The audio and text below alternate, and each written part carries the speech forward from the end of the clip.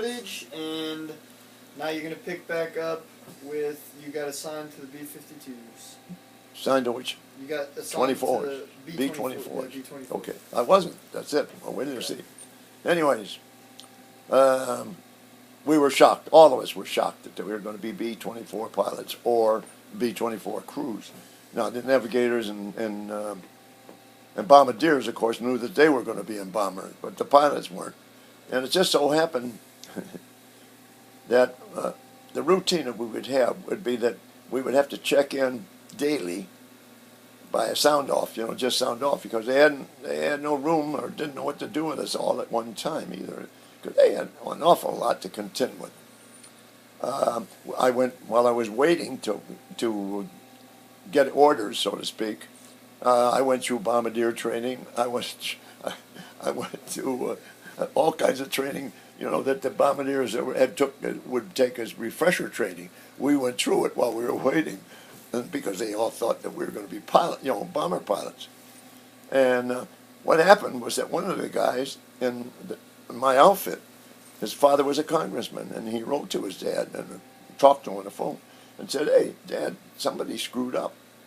We were here, we were all fighter pilots, and now we find out we're going to be co-pilots on B-24s, and we think that there's something wrong with the orders." So Dad apparently looked into the matter and had the orders changed.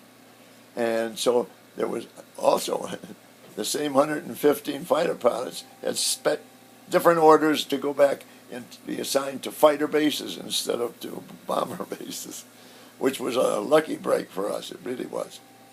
And needless to say, man, we were real pleased at hearing this noise. Well, I couldn't get over because I expected to get over to the Pacific flying P-38s. And I was assigned to Baton Rouge, Louisiana, to the base there, which was a P-47 base. And they had a couple other aircraft there too, but primarily was break-in on P-47s. Well, at that time, the base itself was what they call the RTU. The RTU was a permanent group. That you had a fighter group, and the fighter group consisted of 3 squadrons and all the maintenance, in other words, things that administrative outfits that combined to make a group. But the otherwise was that we had the other airplanes that we flew, but these were back to AT-6s maybe, and we flew. They had some training planes there for the multi-engine pilots, like AT-10s and AT-11s, which were navigator and bombardier trainers, but they were about 2-engine jobs. So we got to fly some of those too while we were being trained, and we got loads and loads of fighter tactics, learning our airplane, and how thoroughly, we got to learn that airplane thoroughly. And you did, what they start out is they'd blindfold you, sitting on the ground, but in one airplane. Okay, blindfold you. Where's the oil gauge? Where's the temperature gauge for this engine? Where's this? Where's that? Where's the throttle? Where's the mixture control? Where's that? Where's all this? Okay, where's the radio? Where's the radio? Oh, where do you find out the radio is on what frequency? And all of this, just by knowing where the hell it is, and how to operate one or the other. So this was quite extensive training, and we flew, I think we must have flown 18, 20 hours, and then they changed the designation of the outfit. Instead of going over as a group, they broke us up and sent us to different bases to be instructor pilots on P-47. So we must have been a good group of guys, or that they needed more instructor pilots because they had more pilots. Anyways, I was transferred from Baton Rouge. Harding Field was the name of the field at Baton Rouge. I was transferred to a place called Bruning, Nebraska. Bruning Army Airfield. And I said, where in the hell is Bruning, Nebraska? Well, it was in the southern part of Nebraska, down near Beatrice. And the only thing I could think about Beatrice was that Beatrice was a big butter company in those days. We used to get Beatrice butter up in Chicago when I was a younger boy. And we were assigned there. Well, what happened? When we arrived there, we found out that had these deluxe quarters consisting of single-story barracks made out of tar paper, and that was as fast as they could make them. It was tar paper, and we had about 30 guys in each barracks. We had bunks, regular single bunks. It wasn't bunk bed. It was what do you call them? Flexible beds, Anyways, we had those, and then to heat the place up were two pot-bellied stoves, one at each end.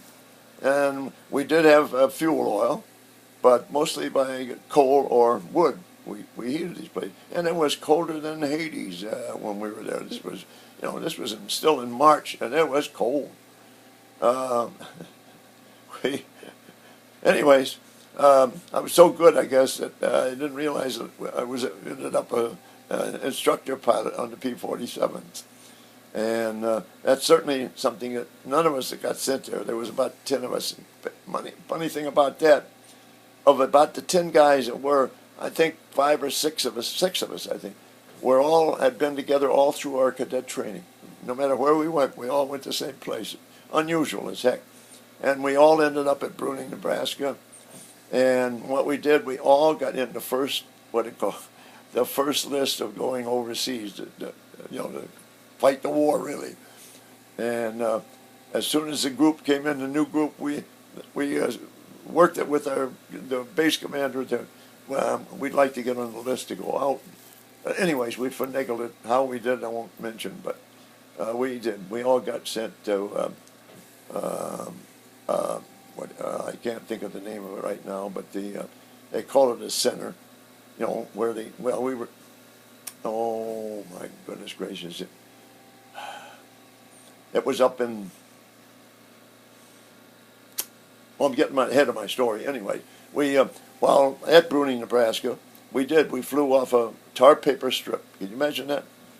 It was 4,000 feet long, but it was primarily the top was tar paper. And we'd come in, and and if you come in hot or something like that, you tore it up, or they'd have to get out immediately and repair it with tar paper. And luckily, we didn't have to go bombs or anything like that, because I don't think it would have lasted at all. So out of Bruning, we used to fly up to Pierre and Fort Pierre, South Dakota, where our gunnery school was, and we'd fly gunnery missions over the Badlands in South Dakota, which, so long as you weren't unlucky enough to be caught out there at the time, but we'd go on missions. We got our bunch of missions in on ground targets and air-to-air. Now, our air-to-air at that time was you'd pull an airplane, and no matter what kind you were flying, you'd attach a rope. It was at that time not a cable, but a rope, and it was probably 100 yards long, and at the end of it was what they call a sleeve. It was a sleeve of material like almost like silk or something like that, and that was 15, 18 feet long, and that's what you'd be flying the tow target with 100 yards out there behind you was this target that they were shooting at, and a lot of them they're supposed to come around, and hit you from 90 days, come around and bring you in on a sliding motion when you're coming in on an enemy aircraft on this target, on the target. And instead, what some of them would do, they'd slide around, they'd come in on the aircraft and shoot the aircraft and not at the target.